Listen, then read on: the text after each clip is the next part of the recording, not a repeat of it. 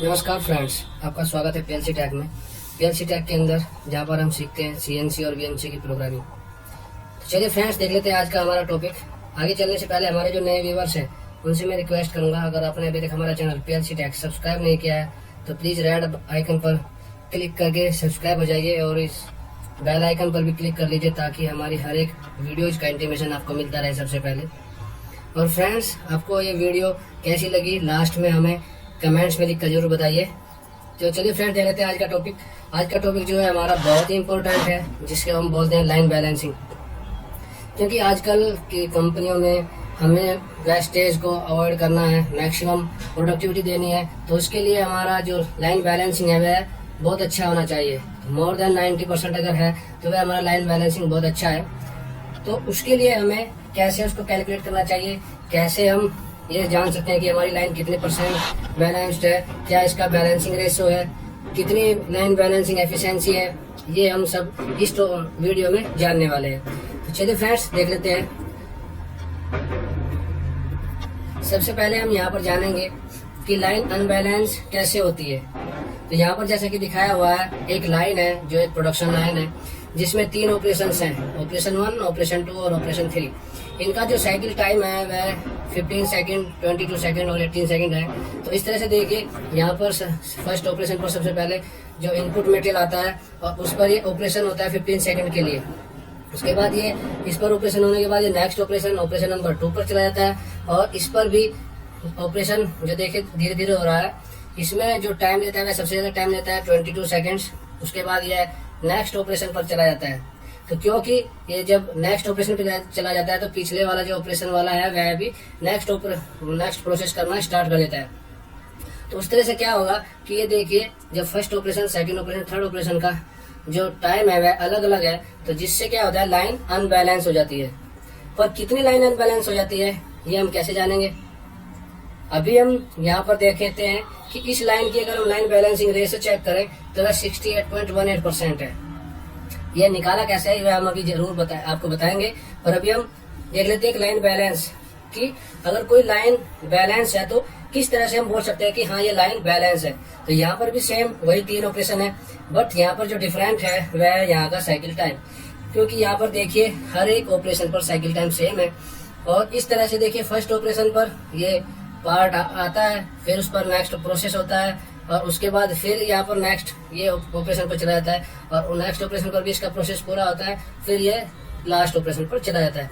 और वहां पर भी ये देखिए, यहाँ पर जो इसने टाइम लिया है वह सेम है। तो यहाँ की जो लाइन है वह बैलेंस्ड है, पर कितनी है ये हम जानेंगे, और इसका बैलेंसिंग रेशो कितना है। अगर हम बैलेंसिंग रेशो निकाले तो यह 100% है। मीन्स इस तरह का अगर कोई हमारी लाइन है जहाँ पर सब ऑपरेशन का सेम साइकिल टाइम है, तो हमारी जो लाइन बैलेंसिंग होगी, लाइन बैलेंसिंग रेशो जो होगा उसका 100% होगा। तो जान लेते हैं लाइन बैलेंसिंग आखिरकार होता क्या है।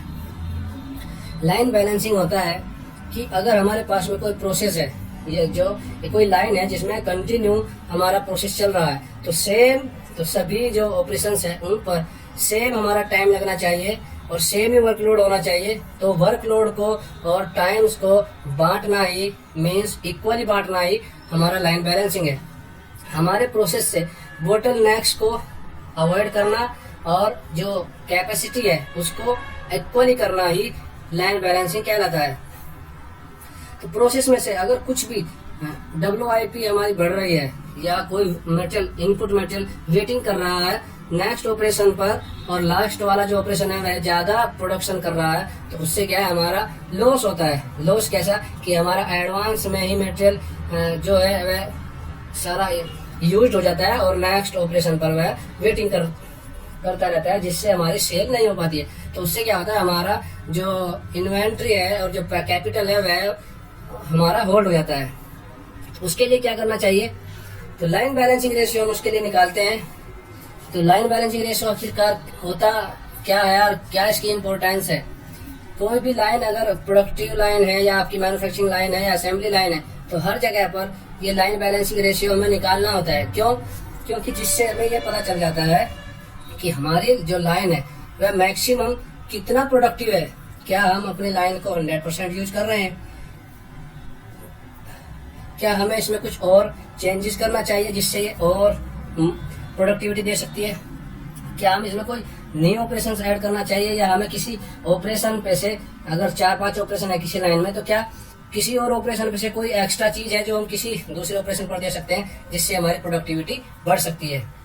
तो जान ले लाइन बैलेंसिंग रेशो हम कैसे निकालते हैं। लाइन बैलेंसिंग निकालने के लिए हमारे पास एक फॉर्मूला होता है लाइन बैलेंसिंग रेशो, जिसमें हमें sum of total cycle time means सभी जो हमारे लाइन में ऑपरेशन है उनका साइकिल टाइम का सम, उसको डिवाइड करते हैं हम product of number of operation and bottleneck cycle time means number of operation जितने हमारे और जो बोटलनेक साइकिल टाइम है उसके प्रोडक्ट से अगर हम टोटल सम साइकिल टाइम को डिवाइड कर देंगे तो वह हमारा होगा बैलेंसिंग रेशो। और एक होता है हमारा line balancing efficiency. Line balancing efficiency निकालने के लिए होता है हमारे पास तो sum of total cycle time divided by product of number of operations and into takt time. तो जो हमारा ये product of number of operation and takt time होता है, अगर उससे हम डिवाइड करते हैं सो टोटल साइकिल टाइम को, तो वह हमारा निकल जाएगा लाइन बैलेंसिंग एफिशिएंसी। और अगर हम नंबर ऑफ ऑपरेशंस और बोटलनेक साइकिल टाइम के प्रोडक्ट से सम ऑफ टोटल साइकिल टाइम को डिवाइड करते हैं, उससे निकल जाएगा हमारा साइकिल लाइन बैलेंसिंग रेशो। तो यह हम जानेंगे एक एक्सरसाइज के द्वारा कि लाइन बैलेंसिंग रेशो और लाइन बैलेंसिंग एफिशिएंसी कैसे निकालते हैं। तो यहाँ पर जैसे कि हमने दिखाया हुआ है एक लाइन है जिसमें 4 ऑपरेशन है और उनका अलग अलग साइकिल टाइम है। तो यहाँ पर देखिए 50 फर्स्ट ऑपरेशन जो है 15 है, सेकंड का 20, थर्ड 32 और फोर्थ का जो है 17 सेकंड है।